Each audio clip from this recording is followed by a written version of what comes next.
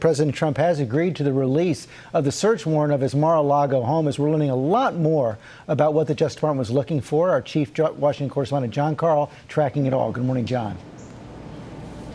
Good morning, George. Trump's decision not to challenge the release of that search warrant and related documents came just hours before a deadline set by a federal judge, and it means we may soon learn more about what those federal agents were looking for.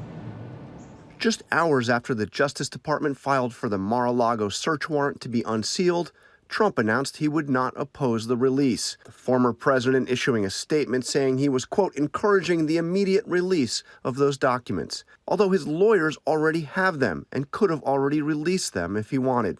This is the Washington Post is reporting that among the information sought by federal agents at Mar-a-Lago were classified documents related to nuclear weapons. Perhaps the most telling detail in the DOJ filing on unsealing the warrant was who signed it, the chief of the counterintelligence section of the DOJ National Security Division, a clear indication the investigation is related to classified information with national security implications. Sources tell ABC News that investigators were also looking for material labeled, quote, special access, which is only available to a limited number of individuals with the highest level of security clearance. Under intense pressure to explain the FBI's operation at Mar-a-Lago, Attorney General Garland Thursday took the rare step of publicly commenting on an ongoing investigation. I personally approved the decision to seek a search warrant in this matter.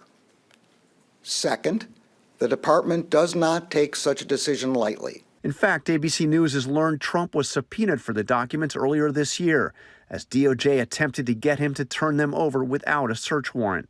Afterwards, a small team of FBI agents visited Mar-a-Lago in early June, meeting with Trump's lawyers about the missing White House documents.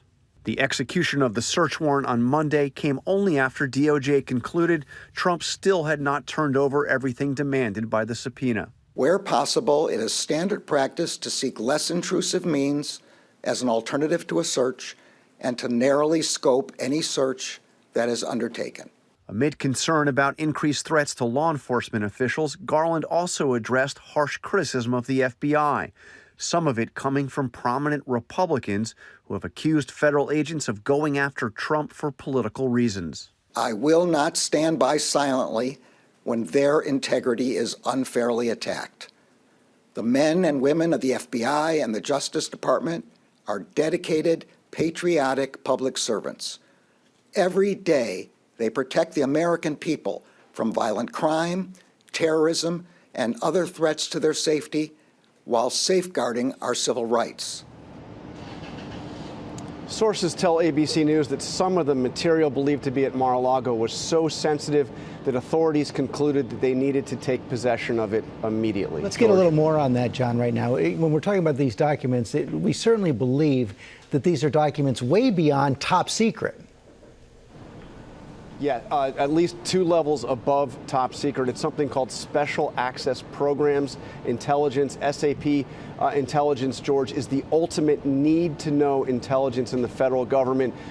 Material is only classified as SAP if it's believed that the revelation, the making public of that information would lead the country to be highly vulnerable.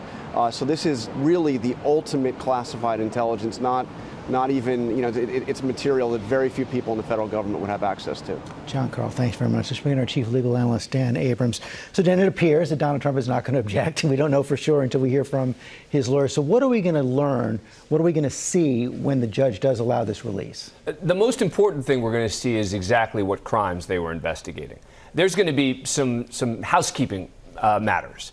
The address. Exactly what types of items that they're allowed to go in there to try to find. Maybe even exactly where in the house they expect to find that stuff. But it is the specific crimes that become the most informative, although we are starting now to get all this information in, and so the crimes may not be that surprising. But we're not going to see this entire affidavit that lays out the case to the judge that this is probable cause of a crime. Correct. So you've got 2 separate things. The affidavit is basically the argument from the government as to why they ought to get it. The search warrant itself is the thing when you arrive at the house to inform the person inside the house, here's why we're here, here's what we have a legal right to do. And remember that in a typical search warrant, you don't want to tell the person everything that you know in a possible criminal investigation. So you're not going to disclose everything as you would in an affidavit to the judge. Merrick Garland, famously tight-lipped. What do you make of the fact that he came out yesterday? Like, it's a huge move by him, and I think that he really, he forced the former president's hand in this regard. Because remember, President Trump, the former president, could have released this on his own.